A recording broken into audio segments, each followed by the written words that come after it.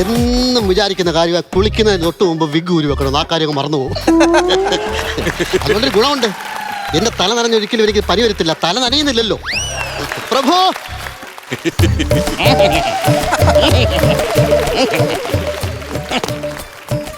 നരേന്ദ്രപ്രസാദോ? നരേന്ദ്രപ്രസാദിനെ കാണിച്ചതല്ല, മോതിരം കാണിച്ചതാ.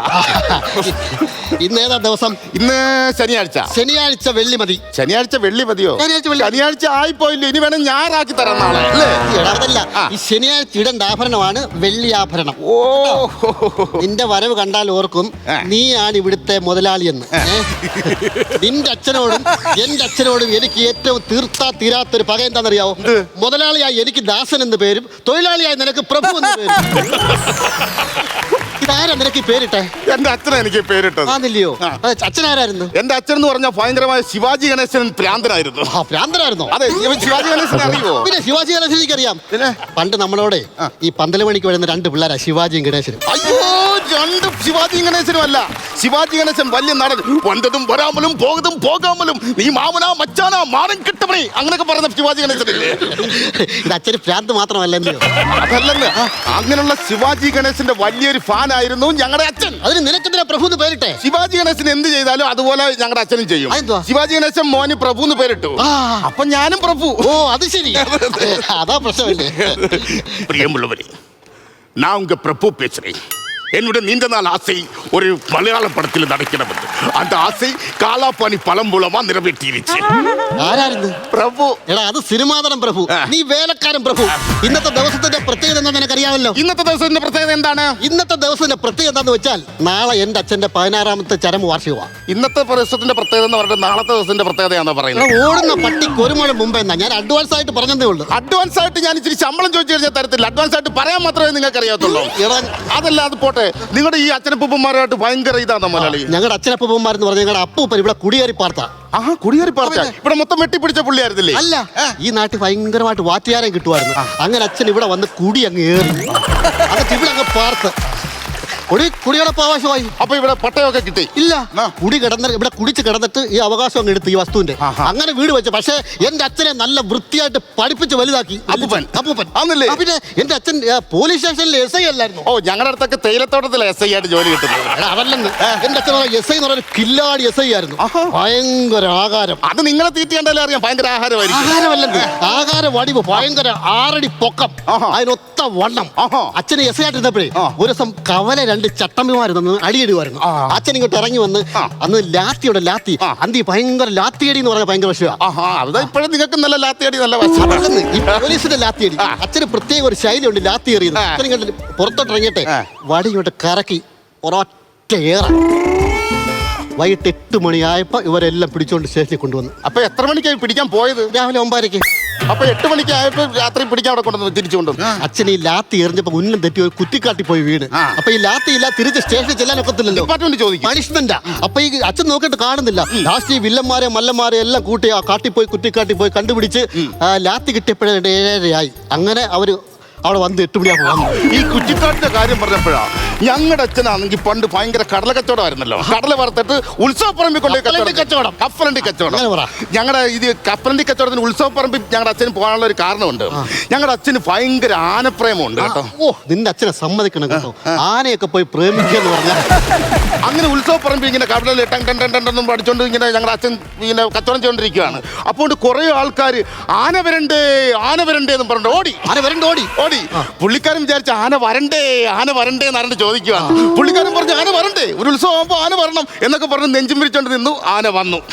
എന്നിട്ട് പക്ഷെ അച്ഛൻ പിന്നെ ഓടി കേട്ടോ. അച്ഛൻ ഒളിച്ചോ? ഓട്ടം പോടി പിന്നെ ഒരു കുറ്റിക്കാട്ടിനകത്ത് പോയി ഒളിച്ചു. എന്നിട്ടും ആന അവിടെ ചെന്ന് കൃത്യമായി സ്പോട്ട് ചെയ്തു, പിടിച്ചു, പരിപാടി തീർത്തു. രാത്രി പോയി കുറ്റിക്കാട്ടിൽ ഒളിച്ച എങ്ങനെ ആന കണ്ടുപിടിക്കുന്നത്? ഈ അച്ഛൻ ഓടിപ്പോയെന്ന് പറഞ്ഞു കഴിഞ്ഞാൽ ഈ കൊണ്ടുപോയി പെട്രോൾ മാക്സ് ഉണ്ടല്ലോ കച്ചവടത്തിന് കൊണ്ടുപോയി, അതുമായിട്ട് കത്തിച്ച് വെച്ചോണ്ടാണ് ഓടിയത്. പോയിട്ട് കുറ്റിക്കാട്ടിൽ ഇരുന്നതും ആ പെട്രോൾ മാക്സും കത്തിച്ച് വെച്ചോണ്ടാണ്. ആനയ്ക്ക് കൃത്യമായിട്ട് സ്പോട്ട് ചെയ്യാൻ പറ്റും. ഭ്രാന്ത് മാത്രമല്ല, അപ്പൊ ഇന്നത്തെ ദിവസത്തിന്റെ പ്രത്യേകത അറിയാമല്ലോ. എനിക്ക് അങ്ങോട്ട് പുറത്തോട്ട് പോകണം. ഇന്ന് നാളത്തെ ഫംഗ്ഷന് പഞ്ചായത്ത് പ്രസിഡന്റുമാരെ വാർഡ് മെമ്പർമാരെ എല്ലാവരും ഒരു ഭയങ്കര ഫംഗ്ഷനാണ്.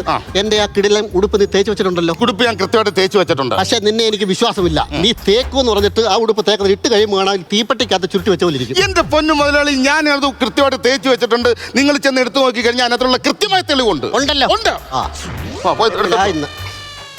ചുമ്മാതങ്ങ് പണിയെടുപ്പിക്കുക. മെനഞ്ഞാന്ന് കിഴക്കുന്ന് മഴയരച്ച് വന്നപ്പോൾ ഇങ്ങനെ എൻ്റെ അടുത്ത് പറയുക, മഴയ്ക്ക് മുമ്പേ ചെടി നനയ്ക്കാനെന്ന്. ഈ ഡ്രസ്സി മാറി വരുന്നത് വരെ ഞാൻ ഇനി എന്തെല്ലാം പറയേണ്ടി വരുമോ എൻ്റെ ദൈവമേ, എനിക്കറിയത്തില്ല. ഞാൻ പെട്ടെന്ന് മാറണമെന്ന് ഈ മുതലാളി അടുത്തൊക്കെ ഞാൻ നേരത്തെ പറഞ്ഞേ, പക്ഷെ എന്തോ ചെയ്യാനാ, ഇപ്പൊ കിട്ടുന്ന ഉടുപ്പല്ലേ, പെട്ടെന്ന് ഹലോ, എന്റെ മട്ടും പാവം കണ്ടിട്ട് എന്ത് പറയുന്നു? നമുക്ക് മേലത്തെ കഴുക്കോലും ഒന്ന് മാറണം, താർത്ത ആ ഓടുക ഇതൊക്കെ ഒന്ന് മാറിയിട്ട് സൈഡിൽ ഇച്ചിരി പെയിന്റ് അടിക്കണം. എവിടുത്തെ മട്ടുപ്പാവ്? എടാ മട്ടുപ്പാവാന്നോ? എന്റെ ഈ മട്ടും ഭാവം കണ്ടിട്ട് മട്ടും പാവം കണ്ടിട്ട് ഭയങ്കര ഒട്ടും കുറവില്ലാത്ത ഭാവമാണ്. പക്ഷേ ഇതിനകത്ത് നീ തേപ്പൊട്ടി വെച്ചിട്ടില്ല. തേപ്പൊട്ടി വെച്ചിട്ടുണ്ട്. നീ തേപ്പൊട്ടി വെച്ചതിന് യാതൊരു തെളിവുമില്ല. തേപ്പൊട്ടി വെച്ചതിന് തെളിവുണ്ട്. കണ്ടു നോക്ക്. എവിടെ? തേപ്പൊട്ടി വെച്ചില്ല, ഇതുപോലെ ഉരുകുവോ? ഇതുപോലെ ഉരുകുവോ? എടാ ദുഷ്ട, ഇത് 3000 രൂപയുടെ ഉടുപ്പാ, ഇത് മനസ്സിലായോ? എന്തോ ഞാനിപ്പോ പുറത്തോട്ട് എങ്ങനെ പോകും? ഇനി പുറത്തോട്ട് വേറെ ഇട്ടുണ്ടോ? ഞാൻ വേറെ ഇട്ടുണ്ട് പോകത്തില്ല. പുറത്ത് കൊണ്ടുപോയി ഇത് ആൾക്കാരെ മൊത്തം കാണിക്കും. നിന്റെ ഉത്തരവാദിത്വം ഇല്ലായ്മ ഇന്ന് ഞാൻ തെളിയിക്കൂടാ. എലിയെ പേടിച്ചില്ലം കൂടാൻ നിൽക്കുന്ന ഒരു മോലാലി. അങ്ങനെ കുറെ കണ്ണാടി നോക്കി കണ്ടില്ല, കണ്ടായിരുന്ന എങ്ങനെ ഇങ്ങനെ പോത്തില്ലായിരുന്നു. ഇയാൾ പോയി കഴിഞ്ഞാൽ ഞാനാണ് ഇവിടുത്തെ മുതലാളി. വൈകിട്ട് 5 മണിക്കേ വരത്തുള്ളതാണ് ഓൾറെഡി എൻ്റെ അടുത്ത് പറഞ്ഞിരിക്കുന്നത്. കാര്യം അപ്പനപ്പൂപ്പന്മാരുമായിട്ട് ഇഷ്ടംപോലെ പൈസ ഉണ്ടാക്കിയിട്ടപ്പോൾ, അപ്പൊ എനിക്ക് ഇയാൾ പോകുന്ന ഗ്യാപ്പിലാണ് കുറച്ച്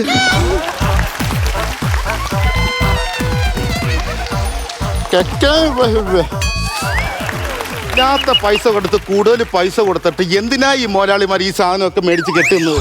ചിലപ്പോൾ ഇത് എങ്ങനെ കെട്ടും? ചിലപ്പോൾ ഇങ്ങനെ രാത്രി പെട്ടെന്ന് പോയി മൂത്രം ഒഴിക്കാനായിരിക്കും.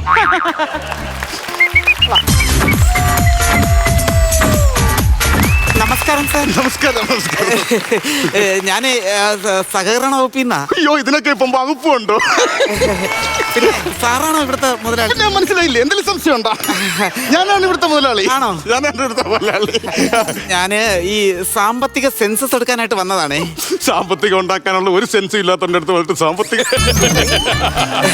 സാറ് മാരീഡ് ആണോ? എന്ത് പറ്റി സാർ? അല്ല, ഞാൻ മാരീഡ് അല്ല. അയ്യോ സാർ, ഇത്രയും പ്രായം? ഇല്ല, മാരീഡ് അല്ല. അതെന്താ സാറാ കല്യാണം കഴിക്കാതിരുന്നത്? അതായത് എല്ലാവരുടെയും നോട്ടം എന്നിലേക്കല്ല, പിന്നെ എല്ലാവരുടെയും നോട്ടം എന്റെ സ്വത്തിലും വഹയിലുമാണ്. ആണോ? എന്റെ സ്വത്തും വഹയും 1 രൂപ പോലും വേണ്ട എന്ന് പറഞ്ഞുകൊണ്ട് എന്റെ സ്വത്തിലും വഹയിലും നോക്കാതെ വരുന്ന ഒരു പെൺകുട്ടിയെ കെട്ടാൻ വേണ്ടി ഞാൻ കാത്തിരിക്കുക. ചിലപ്പോ ആ പെൺകുട്ടി സെൻസസ് എടുക്കാൻ വരുമായിരിക്കും. ഞാൻ ചിലപ്പോ എന്തേലും ഒന്ന്. ശരി സാർ, സാറിന് അങ്ങനെ ഒരു നല്ലൊരു പെൺകുട്ടിയെ കിട്ടട്ടെ എന്ന് ഞാൻ പ്രാർത്ഥിക്കാം. നമുക്ക് പ്രാർത്ഥിക്കാം. എന്താ പേര്? എന്റെ പേര് എലിസബത്ത് ഡാനിയൽ എന്നാണ്. നീളം കൂടിയ പേരാണല്ലോ. അയ്യോ, അതുകൊണ്ട് എന്നെ ഓഫീസിൽ നമുക്ക് ചുരുക്കപ്പേരിട്ടാ വിളിക്കുന്നത്. കമ്പനിയിലോ? അതെ, ED എന്ന് വിളിക്കും. എലിസബത്തിന്റെ ഇയും ഡാനിയലിന്റെ ഡിയും കൂടെ ചേർത്ത് ED എന്നാണ് സാർ വിളിക്കുന്നത്. കമ്പനിയിൽ അങ്ങനെയൊക്കെ വിളിക്കും. അതെ, പക്ഷെ നമ്മൾ തമ്മിൽ കമ്പനി ആയ സ്ഥിതിക്ക് എനിക്കും വിളിക്കാമല്ലോ. വിളിക്കാം സാർ. സാറേ സാറേ സാറേ,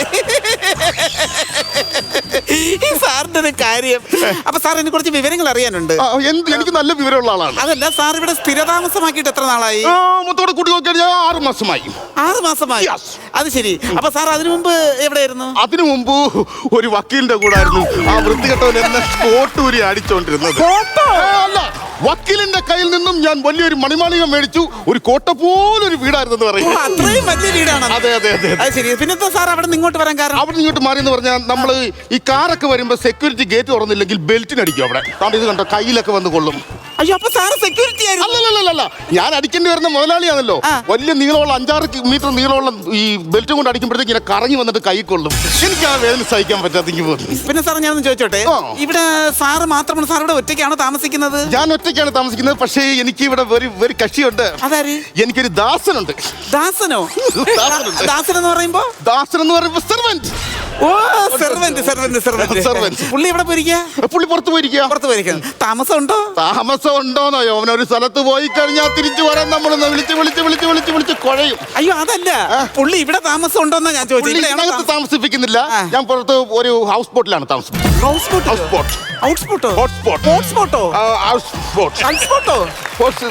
സാർ എന്താ ഉദ്ദേശിക്കുന്നത്?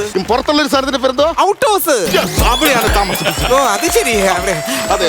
പിന്നെ സാറേ, നമ്മളെന്തായാലും ഇത്രയൊക്കെ പരിചയപ്പെട്ട സ്ഥിതിക്ക് ഞാന് സാറിന്റെ ഡോക്യുമെന്റ് കണ്ടോട്ടെ? ആദ്യമായിട്ടൊരു പെൺകുട്ടി ഇങ്ങനെയൊക്കെ ഒരു പരിചയമില്ലാതെ വന്ന് ചോദിച്ചാൽ നമ്മൾ എങ്ങനെ ചെയ്യും അതൊക്കെ ഇങ്ങനെ? എന്താ സാറേ? അല്ല, നമ്മളൊരു പരിചയമില്ലാത്ത ഒരാൾ സർക്കാരിൽ നിന്നൊന്നും ഞാൻ അറിയാതെ എങ്ങനെയാണ് എന്റെ ഇതെല്ലാം കാണിച്ചു തരുന്നത്? എനിക്കാണെങ്കിൽ എത്ര സ്വത്തുക്കളുണ്ടെന്ന് എനിക്ക് തന്നെ അറിയത്തില്ല. പുള്ളി എടുത്ത് ചോദിച്ചു വെച്ചേക്കണ്ടേ സാറേ. ഐ ഡി കാർഡ് ഉണ്ട്. ഐ ഡി കാർഡ് ഉണ്ടെങ്കിൽ നമുക്ക് നോക്കാം. സാറേ, ഈ സാറിന്റെ രേഖകളൊക്കെ എവിടെയാ വെച്ചിരിക്കുന്നത്? രേഖകളൊക്കെ ബെഡ്റൂമിലാ. ബെഡ്റൂമിലോ? നമുക്ക് പോയി നോക്കാം. ഞാനും കൂടെ നോക്കുന്നില്ല. കൊച്ചു കുഴപ്പമില്ല, അവിടെ തലവരില്ല. തലവരില്ല സാറ് വരും, നമുക്ക് നോക്കാം. ഇന്ന് ഞാന് കുറച്ച് രേഖകൾ തപ്പും. കുറെ നാള് പ്രഭു മോനാളിക്ക് എന്താ ഈ വീട്ടിൽ കാര്യം? എന്റെ വീട്ടിൽ ഞാൻ വരണ്ടേ? ഇതെന്താ എന്റെ ഉടുപ്പയുടെ കൊണ്ടുപോവാ? ഞാൻ ഉടുപ്പെടുത്തെടുക്കുവാ. ഇത് ഞാൻ വെറുതെ ഇങ്ങനെ നടക്കുമ്പോ കൈ കുരുക്കും. അപ്പൊ ഒന്ന് എടുത്ത് അലക്കിയേക്കാന്ന് വിചാരിച്ചു. അത് നിന്റെ ഒരു നല്ല സ്വഭാവം. പക്ഷെ നിന്റെ ഒരു ചീത്ത സ്വഭാവം ഞാനിത് പിടികൂടി. വാട്ട് ഈസ് ദ ചീത്ത സ്വഭാവം? ഇതാരുടെ ലേഡി ചെരുപ്പ്? മോനാളി പറഞ്ഞാൽ വിശ്വസിക്കത്തില്ല. നീ പറഞ്ഞു നോക്ക്. എന്റെ അമ്മയുടെ ഇത്. അത് ഞാൻ വിശ്വസിക്കത്തില്ല. ഞാൻ അന്നേരം പറഞ്ഞില്ലേ, നീ ആ മോനാളി പറഞ്ഞാൽ വിശ്വസിക്കത്തില്ല. അതല്ല, നിന്റെ അമ്മ. എടാ, നിന്റെ അമ്മ മരിച്ചിട്ട് 5-6 വർഷമായില്ലേ? എനിക്ക് തന്നെ മുമ്പ് എന്റെ അടുത്ത് പറഞ്ഞു, മോനെ ഉണ്ണി എനിക്കൊരു ചെരുപ്പ് മേടിച്ചത് എവിടെയാന്ന്. എനിക്കിപ്പോഴും സമയം കിട്ടിയത്. ഈ ചെറുപ്പക്കാരികളുടെ ചെരുപ്പാണല്ലോ. ചെറുപ്പം എന്റെ അമ്മ മരിക്കുന്നതിന് കുറച്ചു നാൾ മുമ്പ് ചെറുപ്പമല്ലായിരുന്നോ? ചെറുപ്പമായിട്ടിരിക്കാൻ എന്റെ അമ്മയ്ക്ക് അവകാശമില്ലേ? അതൊന്നുമല്ല. നീ ഈ വീട്ടിൽ ഏവളാണ് ഇവര് വീടിന് അത് കയറ്റി വെച്ചേക്കുന്നത്? ഇതിനകത്തൊരു സ്ത്രീയുണ്ട്. നീ എന്നെ ചതിക്കുമായിരുന്നല്ലോടാ. ഞാനെന്തോ ചതിച്ചത്? മോലാളിയല്ലേ ചതിച്ചത്? വൈകിട്ട് 5 മണിക്ക് വരാന്ന് പറഞ്ഞിട്ട് ഇപ്പൊ കയറി വന്ന മോലാളിയല്ലേ എന്നെ ചതിച്ചത്? ഞാൻ വിശ്വസിക്കത്തില്ല. സാധാരണപ്പെട്ട സ്ത്രീയല്ല അത്. ഈടിയാണ് വന്നിരിക്കുന്നത്. ഈടി. ഒരു മുഖ്യമന്ത്രിയൊക്കെ വരുമ്പോ എന്നോട് നേരത്തെ അറിയിക്കണ്ടായോ? അയ്യോ, അത് വീടി. ഇത് ഈടി. ഈടി എന്ന് പറഞ്ഞു കഴിഞ്ഞാൽ 6 വേണേലും വീട്ടിൽ കയറി റെയ്ഡ് ചെയ്യുന്ന ടീമാണ്. ഞാൻ വിശ്വസിക്കത്തില്ല. അയ്യോ, ഞാനിപ്പോ പറഞ്ഞുതരാം. ഇപ്പൊ തെളിവ് തരാം. ഈടി. എന്താ സാറേ? എന്തോടെ ചെയ്യുന്നേ? ഞാനിവിടെ രേഖകളൊക്കെ പരിശോധിക്കുവാ. അപ്പൊ എന്തോ ചെയ്യും? എന്തോ ചെയ്യും? മോലാളിയുടെ ഇതെല്ലാം വേണ്ട അനധികൃത സ്വത്ത് സമ്പാദനം ഒക്കെ പിടിക്കാൻ വേണ്ടി വന്നതെന്നാ. റെയ്ഡാന്നോ? റെയ്ഡ് അല്ലാതെ പിന്നെ എവിടെ പോയാലും റെയ്ഡാണല്ലോ. എന്തോ ചെയ്യും? അപ്പൊ ഞാൻ ശരി, എന്തോ ചെയ്യും. ഒരു കാര്യം ചെയ്യാം. ഞാൻ ഒരു കാര്യം പറഞ്ഞ് ഒപ്പിച്ച് വെച്ചിട്ടുണ്ട്. എന്താ പറഞ്ഞു? ഞാൻ എന്ത് പറഞ്ഞാലും അതിന്റെ ഇടയ്ക്ക് ഇനി അങ്ങനെ ഇരിക്കാനൊന്നും പറയരുത്. മിണ്ടാതെ നിന്നോണം. ഞാൻ എങ്ങനെയാലും ഊരി തരാം കേട്ടോ. സാറേ, രേഖയുടെ 28 എവിടെയാ? രേഖ നിങ്ങളുടെ മോള് രേഖയില്ലേ? അവള് പെറൂല. അവള് പെറുവോ പെറാതിരിക്കുവോ എന്തോ പെടലി ചെയ്യട്ടെ. അതല്ലെന്ന്, അവള് വിദേശ രാജ്യത്താ, പെറൂല്. എന്നാ പിന്നെ ആ പെറുവിലുള്ള മോള് രേഖയുടെ 28 കെട്ടിന്റെ മറ്റേ സ്വർണത്തിന്റെ കണക്കായിരിക്കും. അവള് കൊച്ചിലെ 28 കെട്ടിയല്ലേ? കൊച്ചിയിലാന്ന് 28 കെട്ടിയ. ചെറുപ്പത്തിലെ കെട്ടിയതല്ലോ. അതെന്തിനാ 28? ഇവർക്കെന്തിനാ? അതെ സാറേ, ഈ രേഖയുടെ 27 ഉണ്ട്, പിന്നെ 29. ഇതിന് 28 ഇവിടെ. അതായിരുന്നു. പിന്നെ അത് പോട്ടെ, ഞാൻ അകത്ത് ചെക്ക് ചെയ്തപ്പോഴേ സാറേ, ആ കട്ടിലിന്റെ അടിയിലുള്ള മെത്തയില്ലേ, മെത്തയുടെ അടിയിൽ നിന്ന് ഇങ്ങനെ ഒരു ഡോക്യുമെന്റ് കിട്ടിയോ? അത് കാണിക്കണ്ടത് പുള്ളിയുടെ പഴയൊരു ഡോക്യുമെന്റാ. പേര് മുത്തച്ചിപ്പി. അല്ല, ഇതാരാ? ദാസൻ. ഞാൻ പറഞ്ഞില്ലേ ഒരു ദാസനുണ്ടെന്ന്. ദാസൻ സെർവന്റ്, ജോലിക്കാരൻ. സെർവന്റ് അല്ല, മുതലാളി. മുതലാളിയോ? നിങ്ങളല്ലേ? ഞാനാണ് പ്രഭു. അതെ പ്രഭു. അതെ പ്രഭു. ഇതാ അപ്പൊ ഇതാ അതാണ് പ്രഭു. പക്ഷെ മുതലാളി ഞാനാ. നിങ്ങൾ ദാസൻ. അപ്പൊ നിങ്ങൾ പ്രഭു അല്ലേ? ഞാൻ പ്രഭുവാണ്. നിങ്ങൾ ജോലിക്കാരനാ? അല്ലെന്ന്, ഞാൻ ജോലിക്കാരല്ലെന്ന്. ഞാൻ ദാസൻ മുതലാളി. ഇത് വേലക്കാരൻ പ്രഭു. വേലക്കാരൻ പ്രഭു പറ്റി ഉപദ്രവിക്കരുത്. നീ അത് തെറ്റിദ്ധരിപ്പിച്ച് വെച്ചേക്കുമായിരുന്നോ? അത് ഞാൻ ഈ മട്ടും ഭാവമൊക്കെ കണ്ടപ്പോ ഞാൻ വിചാരിച്ചു മുതലാളിയായിരിക്കും എന്ന് വിചാരിച്ചു കേട്ടോ. കുട്ടിയതാ. ഞാനിവിടെ സാമ്പത്തിക സെൻസസ് എടുക്കാൻ വന്നതാ. ആണല്ലേ? പിന്നെ ചെറിയ പ്രശ്നമുണ്ട്. ഞാൻ ഈ പേപ്പറുകളൊക്കെ ഞാനിങ്ങനെ എടുക്കുവാണ്. അപ്പൊ ബാക്കി കുറച്ച് രേഖകളൂടെ നോക്കാനുണ്ട്. കുറച്ച് എഴുതിയല്ല. ഇപ്പൊ എവന്റെ പേരിലാണ് എഴുതി. ഈ പേരിൽ എഴുതി. അതെല്ലാം മാറ്റി എഴുത്. അതെല്ലാം മാറ്റി എഴുതി. ദാസൻ എന്നുള്ള പേരിൽ മാറ്റി എഴുതിക്കേ. നീ ഒരു മിനിറ്റ്. ഹലോ ഹലോ ഹലോ, ദാസൻ മുതലാളിയാണോ? അതെ, ദാസ മുതലാളിയാണ്. ദാസൻ മുതലാളി, ഞാൻ പോലീസ് സ്റ്റേഷനിൽ നിന്നാണ്. എന്താ കാര്യം? എന്തുവാ? ദാസൻ മുതലാളി, അവിടെ ഈ സാമ്പത്തിക സെൻസസ് എന്നും പറഞ്ഞിട്ട് ഏതെങ്കിലും പെൺകുട്ടി വന്നിട്ടുണ്ടോ?